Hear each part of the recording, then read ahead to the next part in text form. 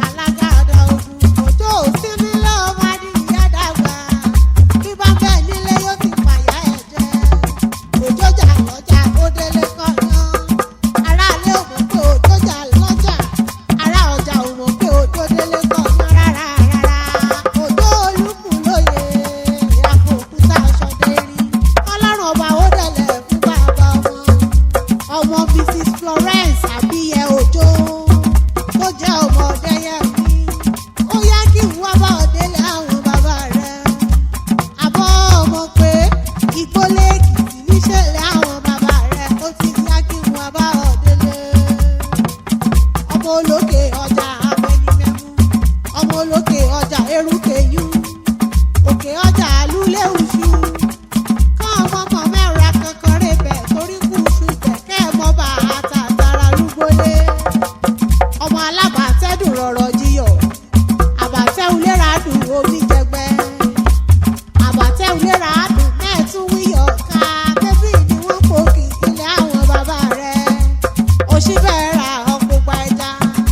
Àlàṣeré bẹ́ẹ̀tì síkọ̀kọ̀ àgbọ̀nyìn.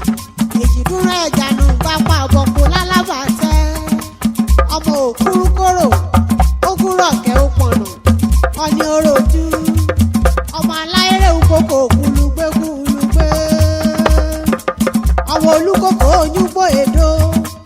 Ọmọ oníyòrìò ọláyòrìò. Ẹjọ́ pẹ̀ oko ìbábalájí.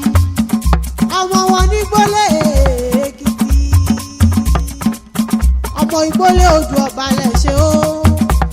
Ọmọ Ìgbólé ọmọ eléríru.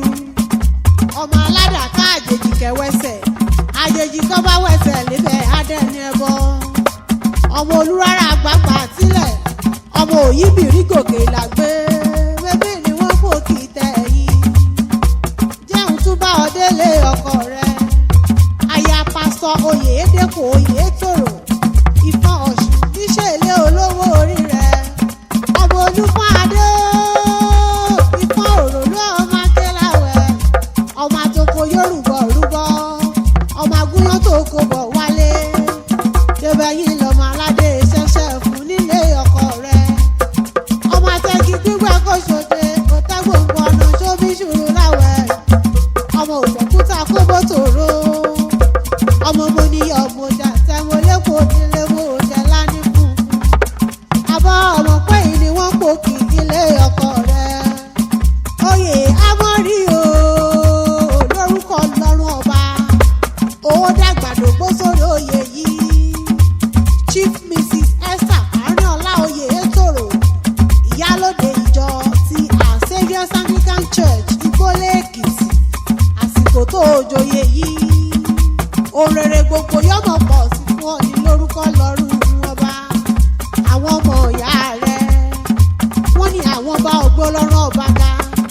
Mrs. Olúṣọlá Ọmọdùnún ní JP. Mr. Olúwaṣògo Òjó. Miss Ọláyínká Òjó.